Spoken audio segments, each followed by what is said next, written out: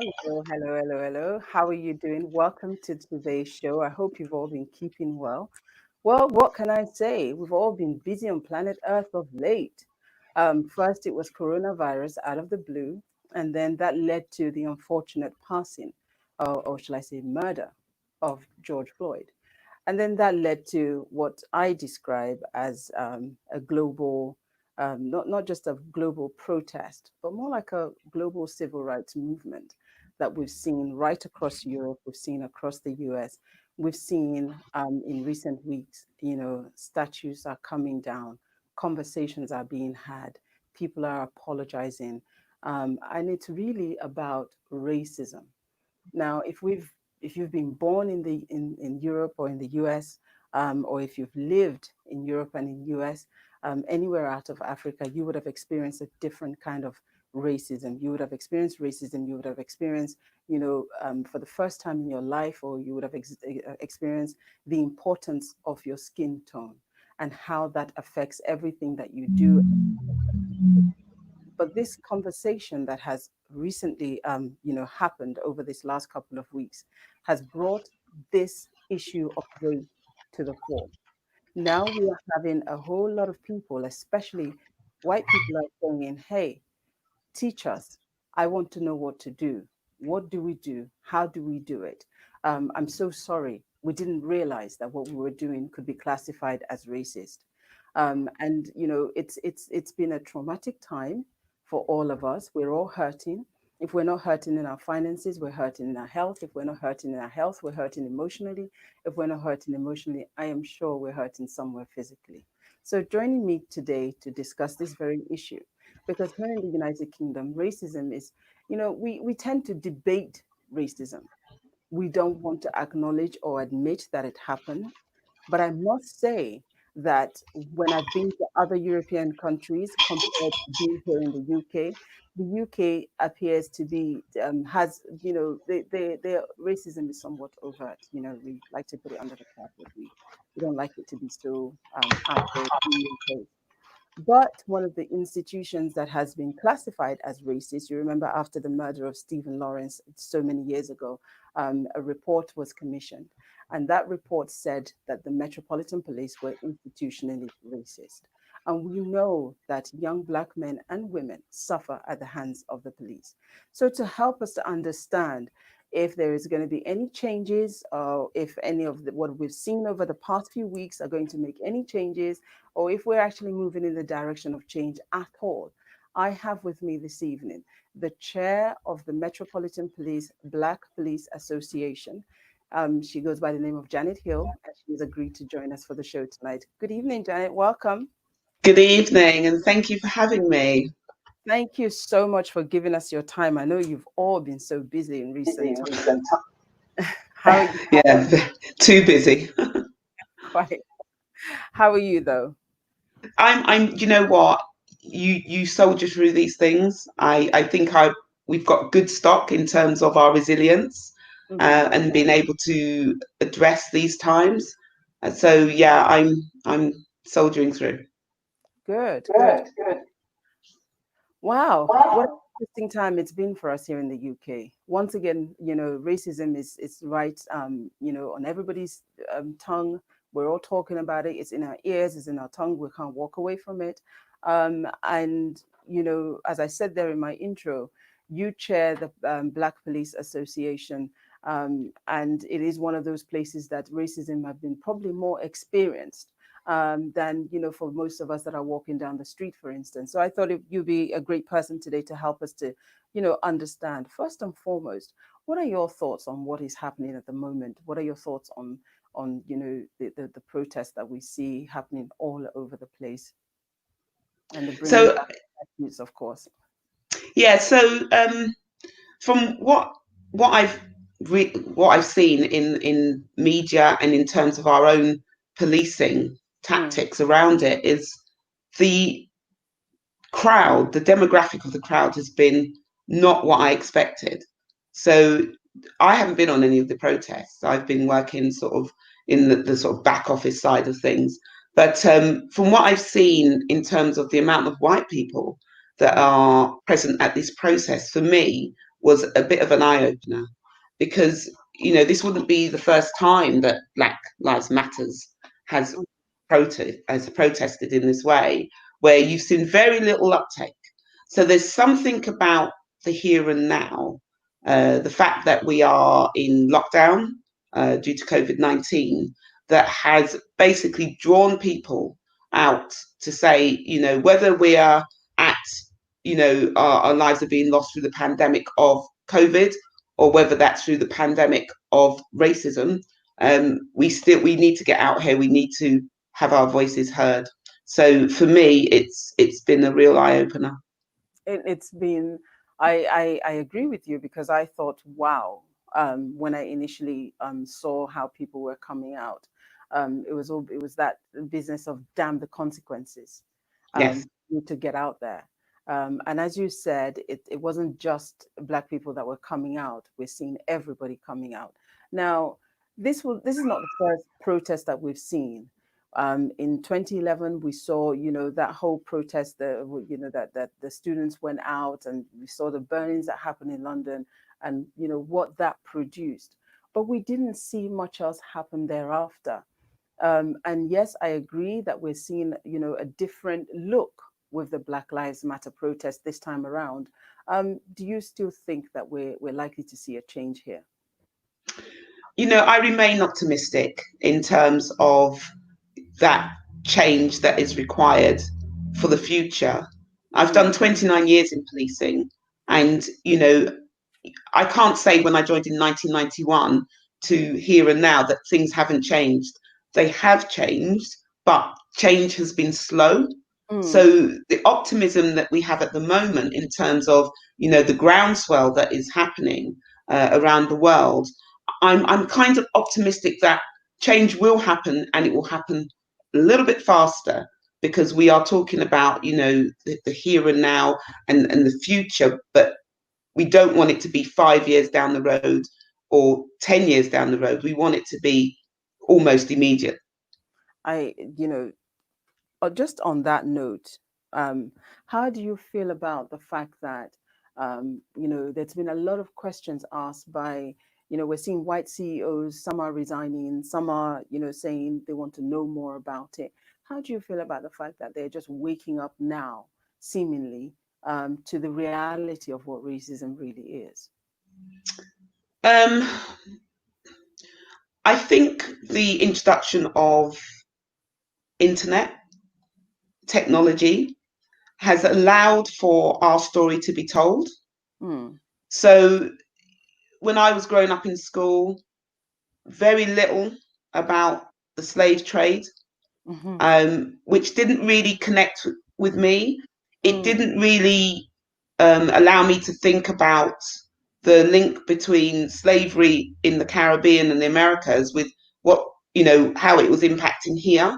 So there was right, none of these connects, there was none of these links right. that, the fact that they're saying they're just waking up now doesn't surprise me.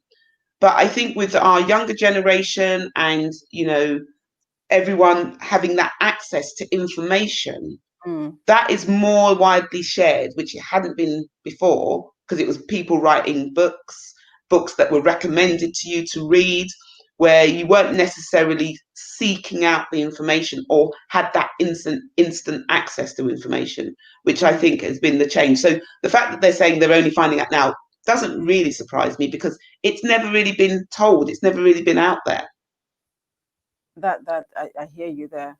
So, what is the mood amongst your officers right now?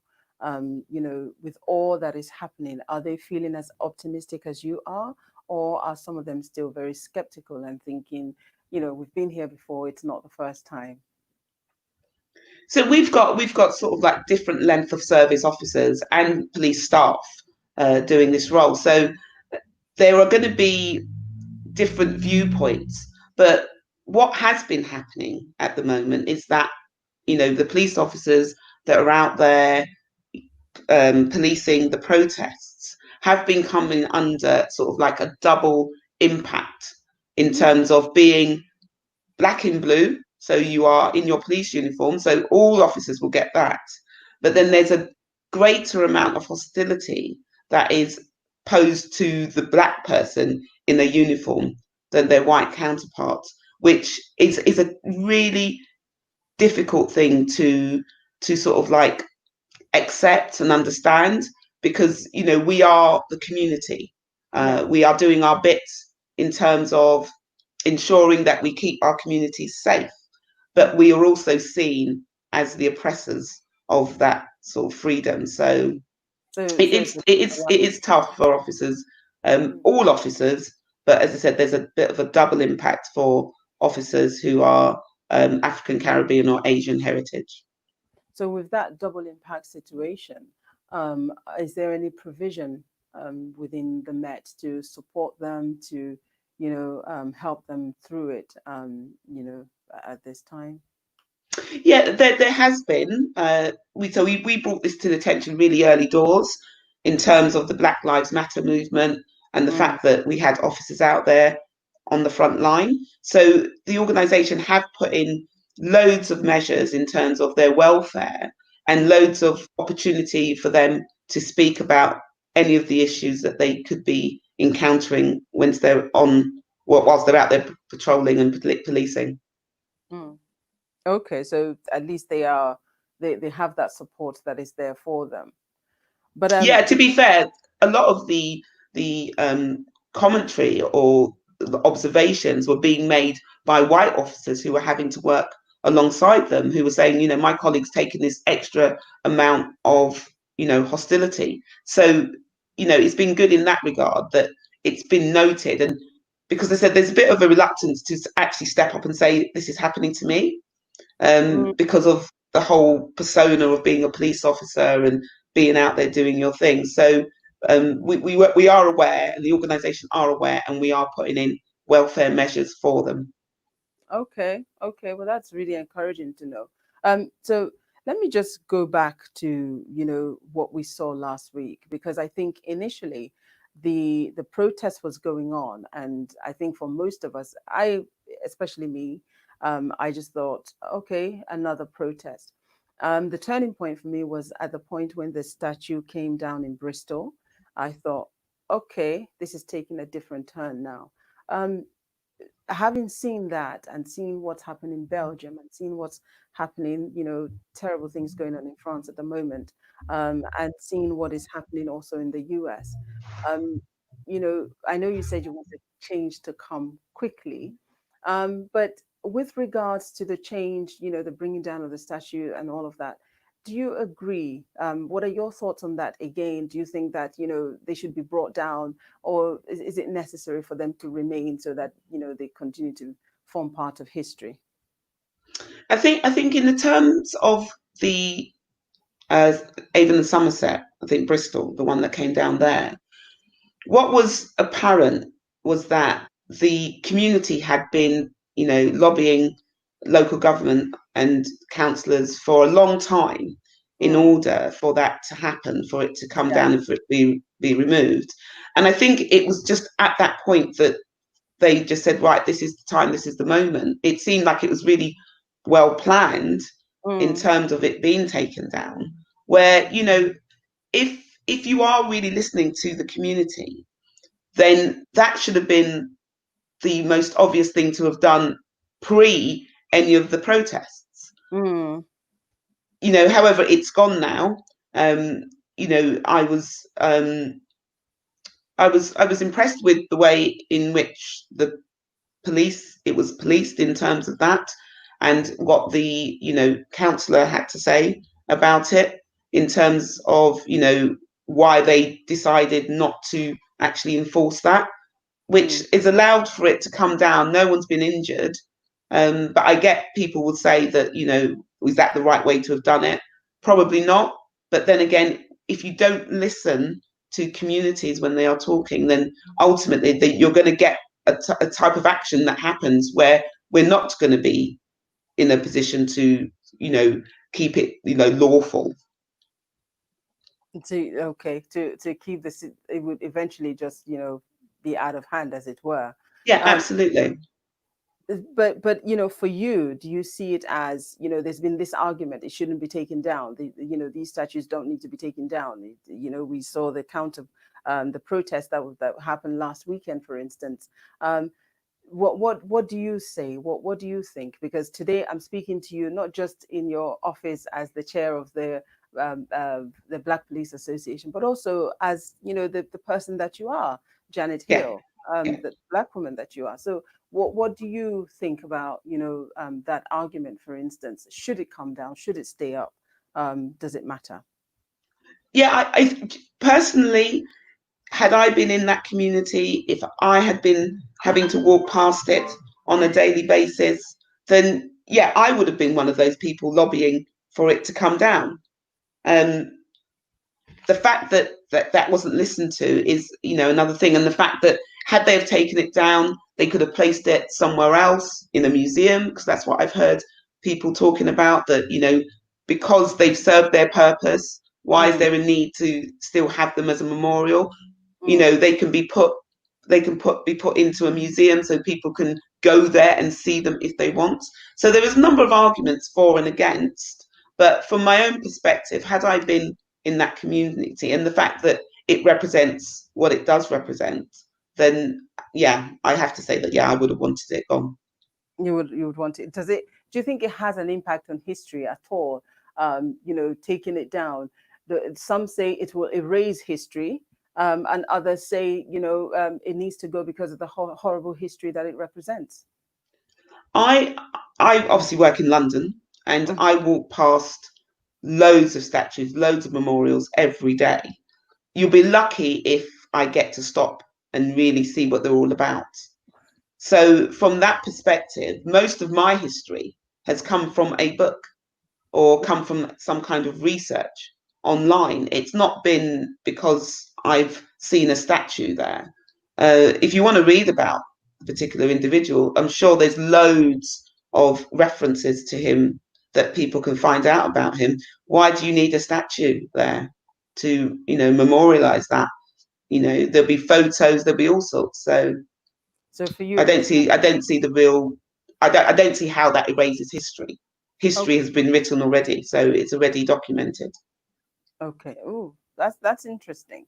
Because some say history should, well, it should remain there for the sake of history. But I'm gonna, go back again, back to you being in the Met, and of course, as I said at the top of the show, that the Met has been branded as being institutionally racist. We've seen issues when it comes to young Black men or Black people in general when the police gets involved. And just last year, the question was put to our current police commander, Dame Cressida Dick, and she said that the Met was no longer institutionally racist. And for most of us who were just observers, we were thinking, right, that's interesting. When did that change? So I mean, I think the best placed person who can tell us, you can help us with that, is you. Has that changed? Have you seen? I mean, you've been in the force for 29 years. 29 years of service is not a joke. So you would have noticed a thing or two along the way. So tell us, help us to understand. Has it changed? Is it about to change? Are we seeing a new metropolitan? Are we likely, rather, to see a new metropolitan police going forward? So it's, I suppose, to the question, has it changed? Yes, it has. If I Okay. think about some of the scenarios that I faced as a young PC Mm, back in 1991 when I joined and I went to Brixton, so when I think about even sort of like the demographical changes within Brixton and, the way in which we were policing back then, I mm, would definitely say things have changed. okay. But have they changed significantly enough? I would say no. Hmm. And when I do assert the fact that I feel from internally and what I see externally that the organisation is still institutionally racist, it's not to beat up on individuals. That is Mm, not why I say it. okay. I am basically saying that if when you read the Macpherson report, even though the Met Police were branded that, it was looking at society.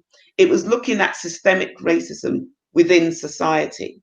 And all we are is a microcosm of society in terms of what we do in the police service. So if we're saying that, and that it's inherent within society, how can we then say that it's not inherent within policing? So that's my view on it. We have got we have got a lot of work to do. We've got a lot of work to do. There has been change, but we need to do a lot more, a lot more, a lot quicker. We need to build trust and confidence within our communities, which still is lacking, and we need to see a greater representation of Black, African Caribbean, Asian officers and staff within policing. How do we do a lot more? Because we've been having this conversation, before you came into the Met 29 years ago. We were having this conversation in the 80s. We've been having this conversation for a very long time. And every time we're on this bridge, as it were, we say a lot needs to be done. At what point are we going to, what are some of those a lot that still needs to be done, for instance? So, What are some of the things that we need to do that would, reduce the a lot that still needs to be done? okay, so I think we're getting a bit of a lag in the feed here. Okay. Can you So hear me? I I am hearing you, but I think I'm hearing you sort of like behind time a little bit. Oh, Um, so you're asking about what needs to change, what yeah. needs to be done. So I'm saying that we've been having this conversation about a lot needs to be done. We were talking about the racist situation before you came in. We've been talking about it, it's been there for as long as you can remember. And we continue to say a lot needs to be done. So I'm saying, what are, in your view, I mean, because you're within, obviously, what would you say are some of the a lot that we need to do now and we need to do quickly so that we can move from the a lot needs to be done to yes, these are some of the improvements that will give the confidence that's lacking in the community, for instance? So the first thing would be you've got to understand the problem. Unless you understand the problem that you're trying to solve, you will never solve it. And part Mm, of what needs to be done in policing, particularly, is there needs to be honest conversation. We need to have uncomfortable conversations. And I mm, always say that we now have to be in that space of being comfortable with the uncomfortable conversations that need to be had. And it's so easy for people, I can't imagine what it's like for a white person to be termed as racist. I can't. But I do know what it's like to be profiled. Yeah. mm, So, with that regard, we need to understand the problem. We need to be able to sit and really tease out what it is that I'm saying and others like me are saying is the problem mhm, and what they see as the problem. Because it's almost like we're speaking two different languages here. So, some of the things that I would want to see. So, for me, the recruitment aspect of getting more um, police officers in the police service has always been there. There's always been a drive for that. But it does depend in terms of, there's always been a need for that, but it's almost like, we're going to be recruiting everyone and everyone goes through the process. It's mm, ensuring that those processes have not got built in bias. Because if you are looking at something from um, a certain lens, then you're not going to see if that is impacting adversely until it's too late. So you've done your process, you've only had, a small number of Black, African, Caribbean, Asian officers come through, mm, and you're now wondering what that's all about. We need to be a little bit more we need to be a little bit more proactive in mhm. in how we look at bias Right. in terms of our processes, so that Mhm, even though everyone is equal at the start line, we're actually in a position to treat people according to their needs. So if you took disability, for instance, you wouldn't want to know that everyone's able to, have access to a computer. but Mm-hmm. through no fault of their own, Yeah. using that computer could cause them issues. Mm. You'd want to be able to risk assess that, Mm. equality impact assess that before you actually put it out. And it's not Mm. to say that the organisation aren't doing that, they do that. But Mm-hmm. do they give it enough focus in terms of getting it right from the outset, in terms of then looking at the outcome and thinking, actually, we've gone wrong somewhere? Mm. Oh, sorry about that. Carry on. Continue. Sorry. No, no, that was me. I was done. Sorry. Okay. My apologies for that. Um, on that note there, where we just, where we left it there, earlier you said, um a lot has happened, so things are getting better, but there's still a lot that needs to be done. I know one of the issues that has been, we've seen in times past, is that, black officers were subjected to, racial abuse or attacks or what have you, not just by, the general public, but also sometimes by their colleagues. The improvements that we speak of, have we seen some in that arena also? I would say there is still an issue around misconduct for black officers. Mm-hmm. So I think we find ourselves in that misconduct space a lot more. I think we're twice as likely, when I last checked, to be in the misconduct process. Right. The outcome of that, though, is better in terms of what outcomes we will face. So, the worst case scenario would be dismissal.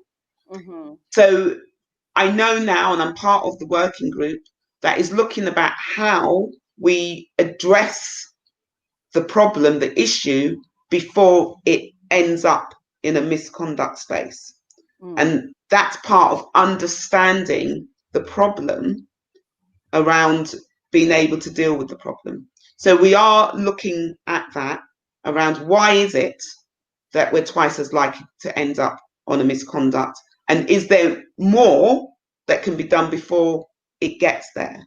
Like, line managers having a conversation around what those issues are, which are then not escalated, but are dealt with, because it could be a misunderstanding. There could be a number of reasons Right. why. Does it really need to be in what is quite a rigid process of misconduct, where actually we could have dealt with it before? So that Mm. work is ongoing, and that is, I guess, an example of how we can address the problem before it gets to a point where we're like, oh, why is it that we're in the process?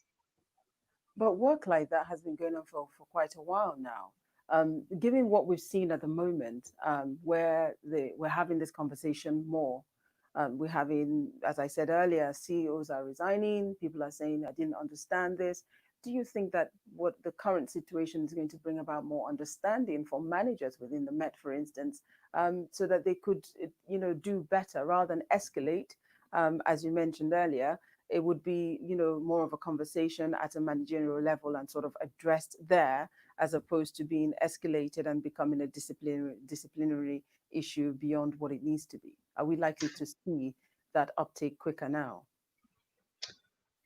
I'd like to think that we would see that uptake quicker now, Mm-hmm. because, as I said, now is the time when the spotlight is firmly on the whole Black Lives Matters, Yeah. the white privilege aspect, the whole racism piece, Mm. where, people are now saying, we didn't know. And you've got people, every once in a while, I'm getting um, text through to say, oh, join this book club. We're going to be giving out books around African culture, which we never had before. Mm. So I think a lot more people are taking on board what the issues are, and are trying to kind of educate and be more mindful that behaviours that they thought were okay, the fact that they just didn't know, is not okay anymore. It's like, well, why didn't you know? Why haven't you gone out of your way to find out? Which I think is the change that we're seeing now.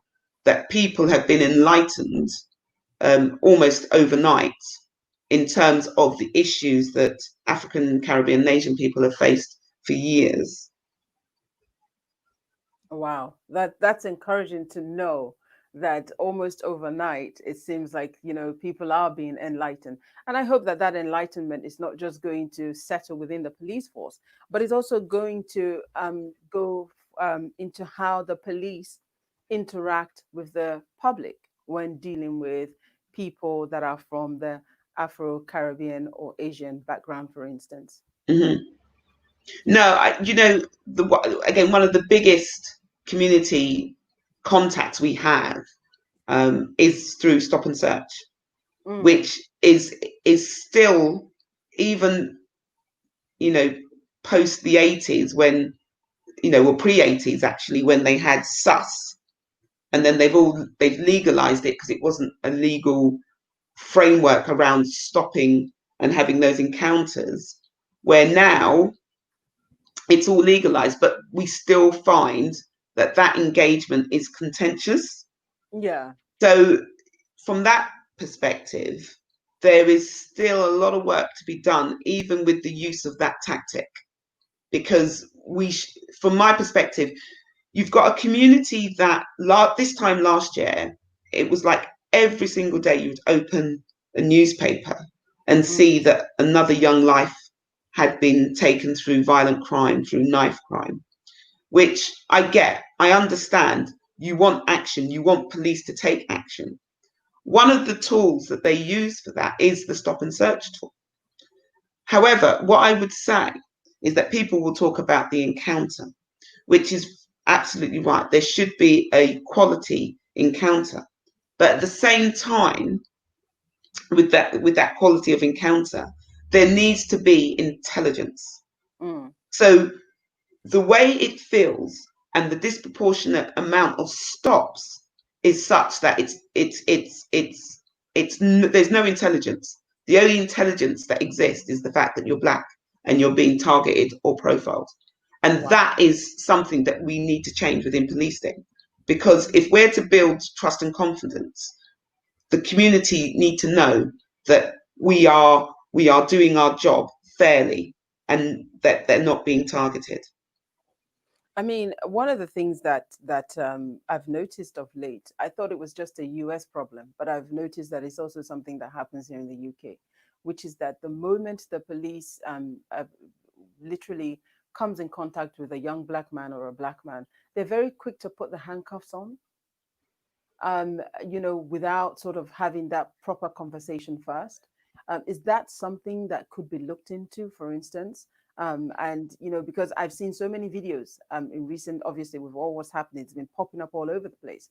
You would see they're quite happy to just have a conversation. If it was a young black, young white boy, no problem, or a white man, it's a conversation. With a young black boy or a black man, it's handcuffs on first and then the conversation.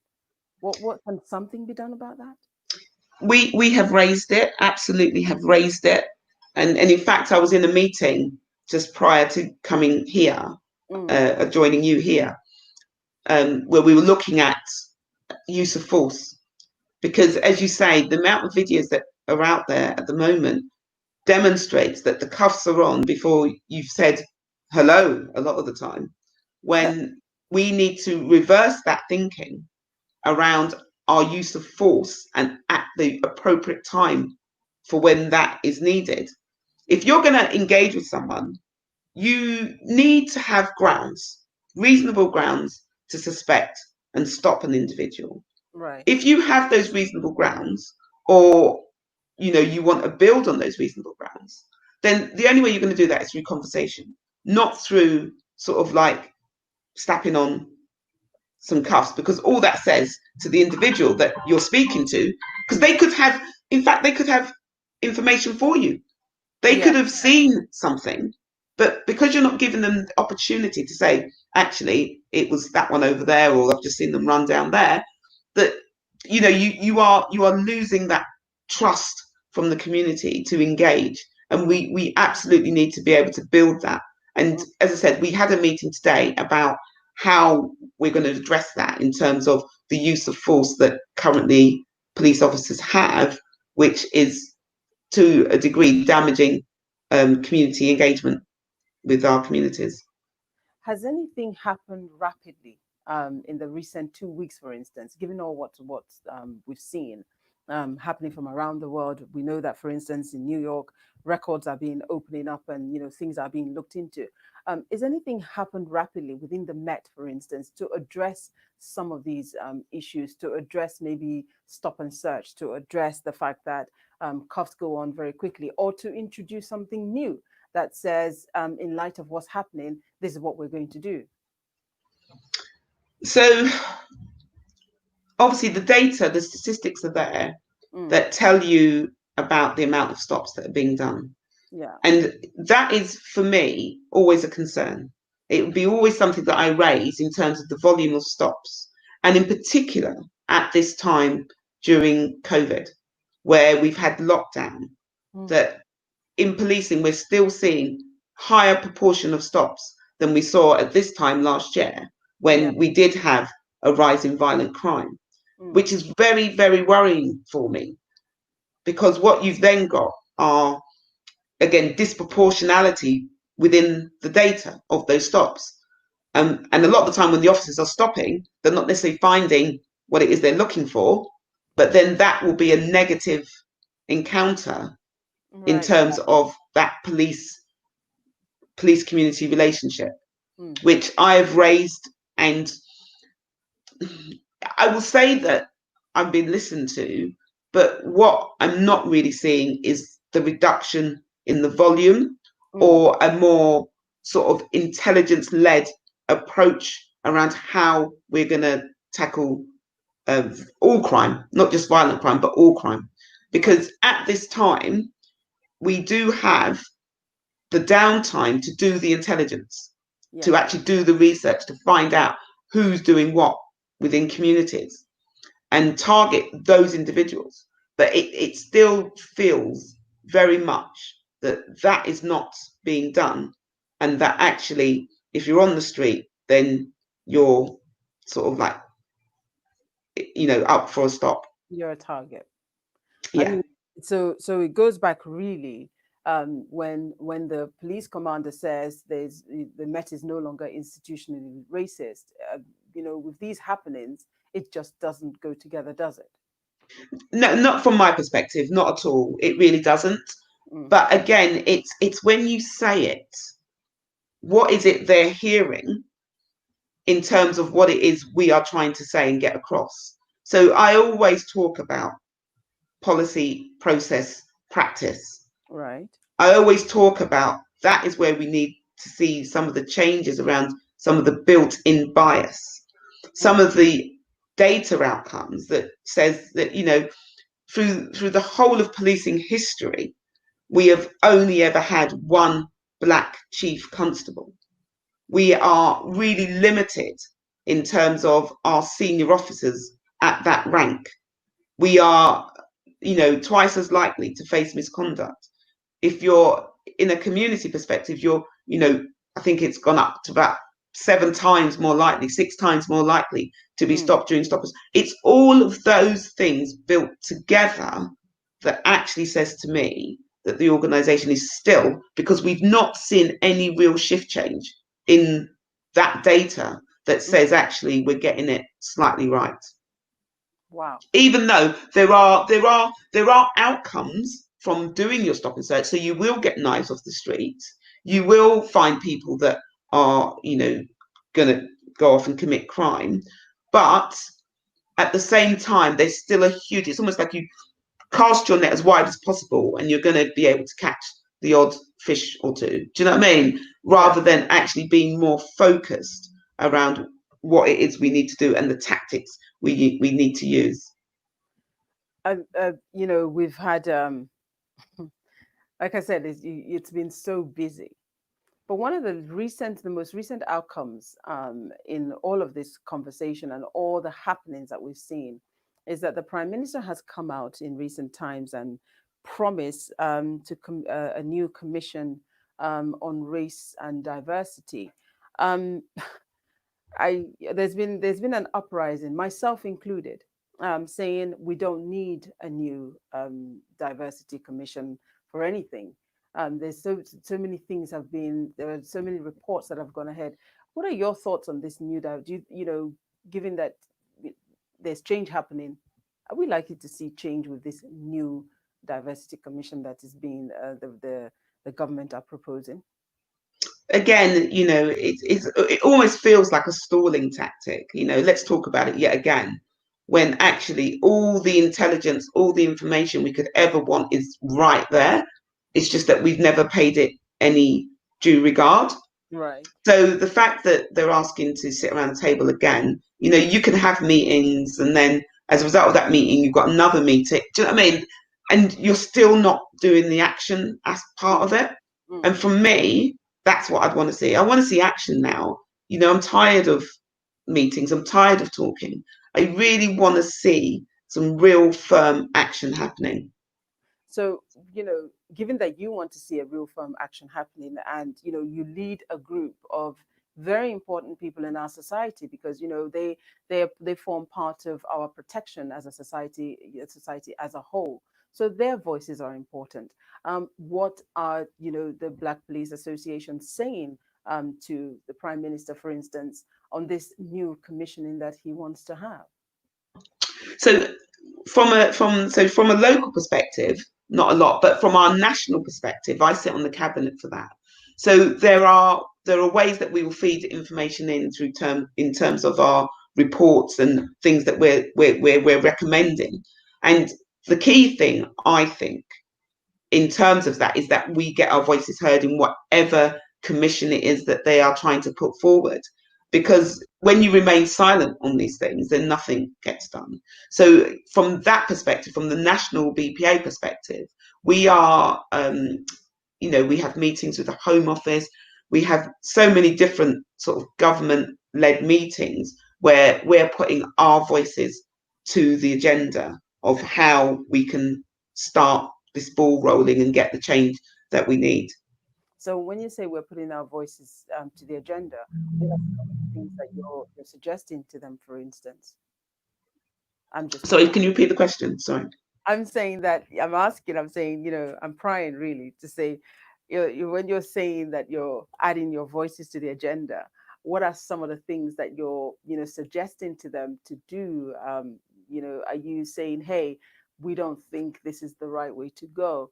Are you saying there's a lot of recommendations in the Lamin report, nothing has happened. Even in the most recent report on the COVID situation, there were recommendations there too. Are you suggesting that they should look more at the recommendations as opposed to spending more money on a commission that's not necessary?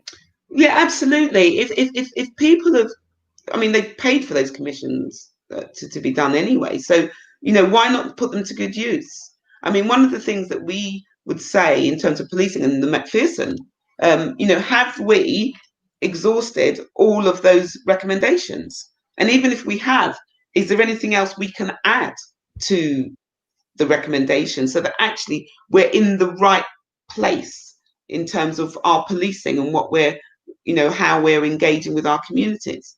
So for me, even though you've got recommendations and they shouldn't be set in stone, I Mm. feel that you can always do more on top of that. I'm just gonna take a comment from one of our viewers right now on Facebook. She says, "What real firm action would that be? As in the meetings that are taking place at cabinet level, as you said, and also at your local level within your jurisdiction. What real firm action would be taken, for instance?" So I can't say what the action would be, but Mm, what I would say is that people need to be held accountable. right. So in terms of, say, for instance, I don't know, if we were to look at policing and say that, we don't have enough officers in the promotion process, Mm, why is that? Then I would want to see that whoever's in the HR or whoever's leading on that is being held accountable for the outcomes. Mm. And that for me is what's going amiss here, because it will just seem, well, someone else did it, or there's blame being pushed all over the place. When actually, what I want to see, because that's the only way you get things measured, is if people are held accountable and know that they are accountable for making those changes and making those improvements. So my big thing is, seriously, you need to be telling me why it is. I mean, any business, any good business would want to ensure that they are, putting out the best that they can do and getting as much back in. And if your business falls, in terms of what they're getting in, then someone needs to be held accountable for that. It can't be that, oh well, so and so over there, and you're just blaming other people. Someone, or even the companies, that needs to be held accountable. Okay. I have another question from Candy again. Candy is saying, is it true that Black police are always being kept away from promotion and hounded out before they get to the higher levels? No, it's not true that they are kept away from promotion.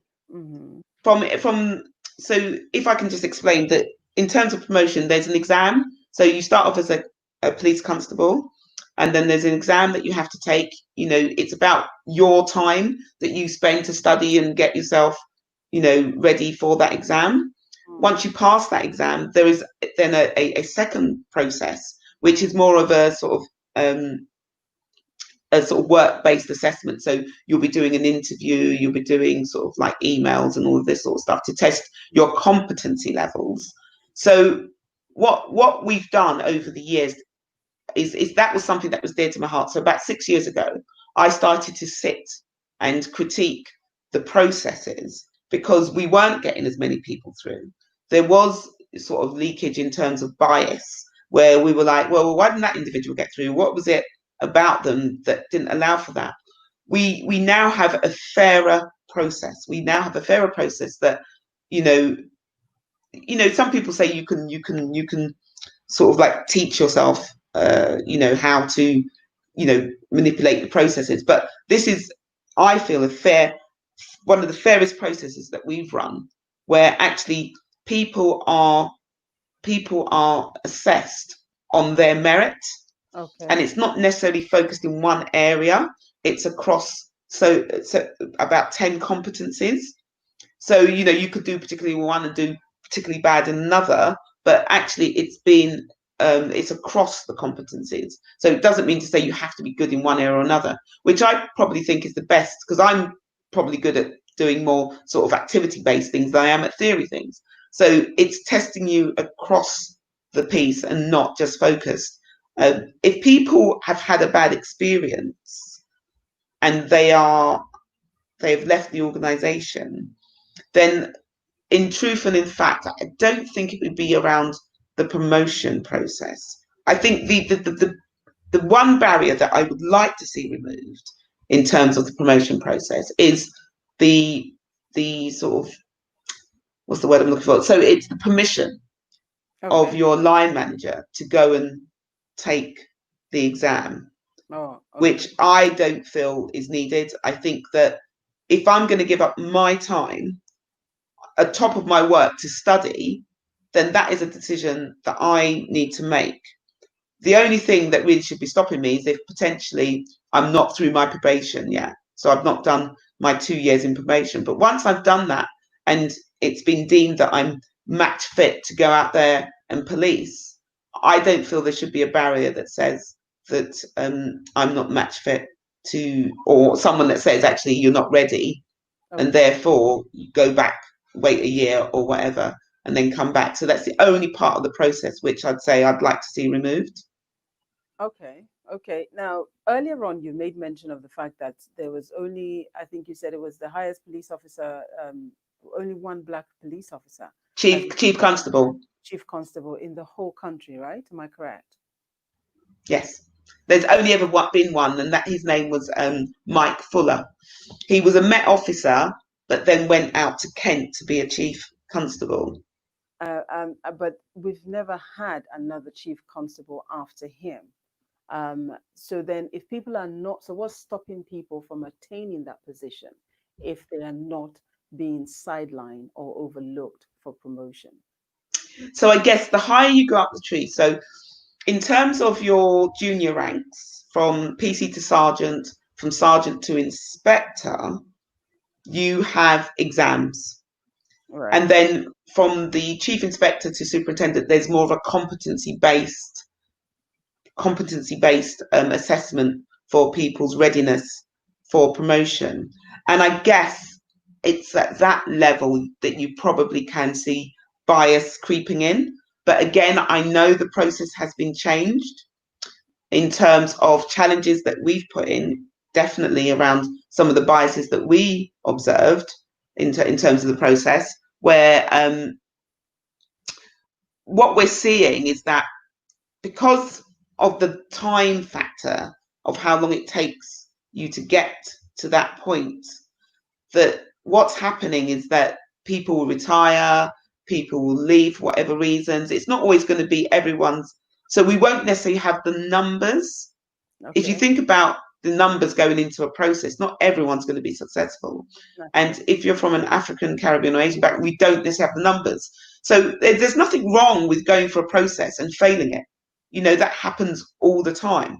But Mm. because the numbers are so small in terms of people going in, if that one person fails, and actually it's a massive gap then in terms of our representation at those senior levels. So it is challenging, but again, it's going to take time, because if you think you've got 2 years as a probationer, you've then got, doing your bit in terms of policing, and then at what point you decide that you want to then move up the ranks, you're talking years for people to reach the senior ranks of policing. By, Oh, by, by that time, who knows who's going to be left? But with the numbers we've got coming through now, we're optimistic. okay. Because I was going to say, when you said it was going to take time, I was going to say, how much more time is it going to? Seriously. Yeah. I you know, mean, some of so, the some of yeah. the good initiatives that have been run by policing, and in particular the Home Office, have Mm, been around direct entrance. right. So, from now, when you join policing now, when I joined, you had to join in uniform.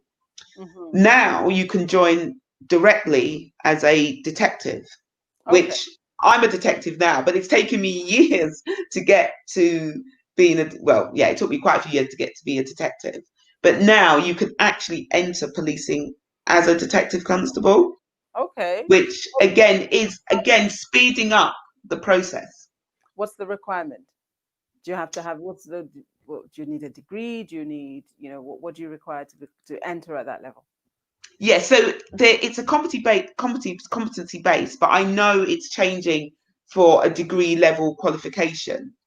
But a lot of the youngsters coming in have got degrees anyway. But yeah, what you can do is go onto the Met Police website and see direct entry detectives and sign up for that. Because the Okay. best thing about it is you're not in uniform. Yeah, so we won't know that you're a police officer. I just wanted to quickly touch on, because time is, I can't believe we've done our time already. I just Oh wanted to wow. quickly touch on the fact that, you made mention about the bias there. And unconscious bias, there's been unconscious bias training all over the place, especially in the Met. I know it takes place a lot there. But some say it doesn't exist. Some say it doesn't work. Some say it's not worth the time it takes to do, because there really isn't much of an impact. You're within it. Have you seen that making any difference at all? Personally, I just think it's another way to sort of camouflage the problem. Ah. So, in terms of, I believe in bias, but Mm. I don't necessarily believe in unconscious. When you see unconscious bias, you know it. You know it. It's not because people haven't been successful at a process that is unconscious bias. No, But there if is an element not of conscious, if we know it, then it means yeah, it's conscious. yeah. So there is bias, Yeah. but it's how we then kind of draw that out Mm. to again to make sure that it's not built in. And as I said, you use the disability thing. It's all well and good giving them a computer, but do you know what I mean? If they're not able to, they might be partially sighted or whatever, you haven't given them the aids to be able to do what they need to do, then we need to do that. And, the whole sort of equality impact around, all of everything that we do should be equality impacted, so that actually we're trying to draw out as much of the bias, but then also be flexible when the process is running as well. So, because of time, but lastly, really, what would you say to our young men and women that are watching this or that are going to come across this, that are living in the UK at the moment? Some may have had issues with the police. Some are just afraid because of what they've seen and heard. Some are thinking, whatever it is that they're thinking, they're not sure. What would you say to them at this time, for as some kind of encouragement, really? Because as I said at the top of the program, we're all hurting one way or another. So what I've been doing recently, again, which is we would do it anyway because we always have contact with our young people. So what I've been doing more widespread is reaching out to different community groups. You've got army cadets, you've got police, but there are so many different groups. And even if you're not a group, even if you're just in your community, Mm, what I would say, it's always good to talk. It's always good to talk to someone that actually looks like you, who role models in that way, so that actually you're hearing it from them, because the truth can actually ensure that people are fully fully equipped and fully understanding of the issues, rather than make it be all flowered up, and people are just making a decision to say, oh well, it sounds really good. At the end of the day, what I would say is that the Metropolitan Black Police Association, we've got Facebook page, we've got Twitter pages. You can contact us through that, through our social media platforms. We've also got a website where it's got contact details for us. So you can contact us if you want any of us to come out and speak to your young people around some of the issues that are going on, some of our own experiences in terms of policing, so that actually we start bridging the gap there. Because a lot of young people wouldn't know a police officer, yet alone a black police officer. So I think that is really key, that we're having some real honest conversations with our young people about the role that we do, which the majority of us love, mm. because it is a really fantastic career. But because of some of the issues that we know play out in the community, it puts people off. Oh yes. But lastly, again, how do we build confidence in them? How do you feel? How do we build confidence in our young people and even our older people out there that are watching, to say, yes, the police are still their friends? Because, the impact of, the George Floyd murder and some of the things that we've seen pour out at this time has had quite, an effect on a lot of people's minds. We can't Yeah. ignore. So how do we reinforce that, here in the UK, for instance, the Met are still your friends? As I said, there needs to be a relationship between, young people, communities, and the police. There needs to be that. So the first thing is, you probably, and it's a difficult one to do because you probably won't want to do that. But if you have a community support officer, if you've got neighbourhood policing, then I would reach out in the first instance to them locally to find out what engagements they've got going on in terms of community, because there's so many webinars that are going on at the moment where all you have to do is log on. People don't even have to know that you've logged on. So you can get involved in all of that and start building and start having a conversation with with your local police, because that for me is where it starts. Well, Janet, I wish we could go on, but thank you so, so much for giving us your time today. Really appreciate having you. Janet, Thank you. You're welcome. Janet Hill, thank you so much. Enjoy your evening. Thank you. Well, to everybody out there, you've heard from Janet. Janet's optimistic that change is happening.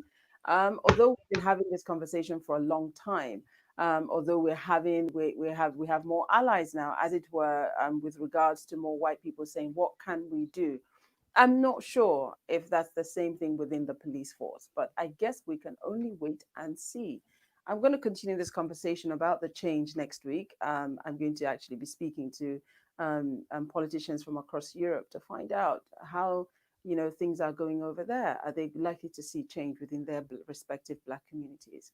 Join me again. I'll be back coming your way next week. Until then, please take care of yourselves. Bye.